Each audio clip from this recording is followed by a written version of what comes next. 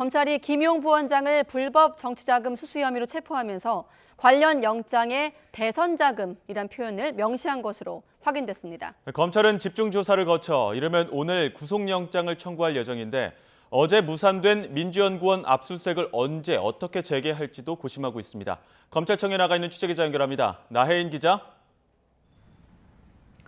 네, 서울중앙지방검찰청입니다. 네, 어제 체포된 김용 부원장, 지금 거기서 계속 조사받고 있는 거죠? 네, 어제 정치자금법 위반 혐의로 체포된 김용 부원장은 이틀째 검찰의 강도 높은 조사를 받고 있습니다. 검찰은 필요한 조사를 계속 진행하고 있다며 체포 시한인 48시간 안에 구속영장 청구 여부를 결정할 거라고 밝혔습니다. 조사 상황에 따라 이르면 오늘 영장이 청구될 가능성도 있습니다. 김 부원장은 민주당 대선 후보 경선을 앞둔 지난해 4월부터 8월까지 유동규 전 성남도시개발공사 본부장에게서 불법 정치자금 8억 원을 받은 혐의를 받습니다. 저희가 확인한 압수수색과 체포영장 내용을 보면 검찰은 이 돈을 대선자금이라고 명확히 적었습니다. 김 부원장이 불법으로 받은 돈이 결국 이재명 대표를 위한 대선자금 명목이었다는 게 검찰의 주장입니다. 이런 돈을 댄 건 대장동 개발 이익을 가져간 천화동인 4호 소유주 남욱 변호사라고 검찰은 지목했습니다. 남 변호사 측이 서울 서초구 천화동인 4호 사무실 등에서 유동규 전 본부장의 측근 정민용 변호사를 통해 여러 차례 현금으로 돈을 전달했다는 겁니다.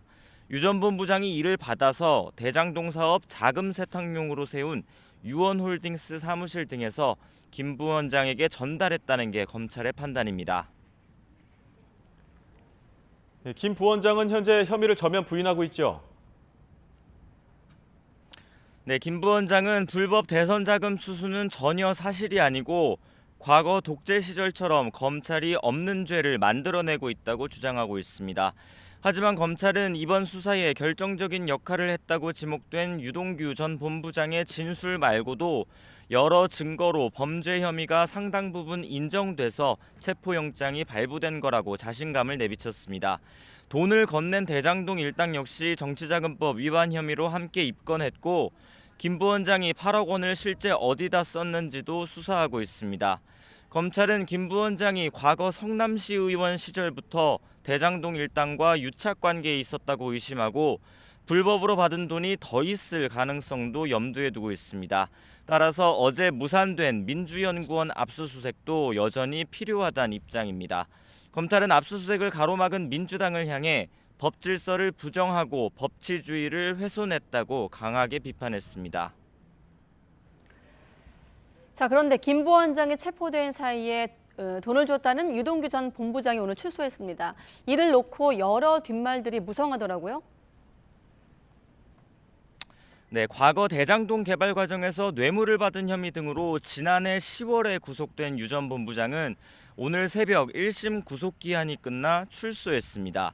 유 전 본부장은 수감 중이던 서울구치소를 나오면서 불법 자금을 전달한 게 맞는지 묻는 기자들에게 죄송하다는 말만 남겼습니다.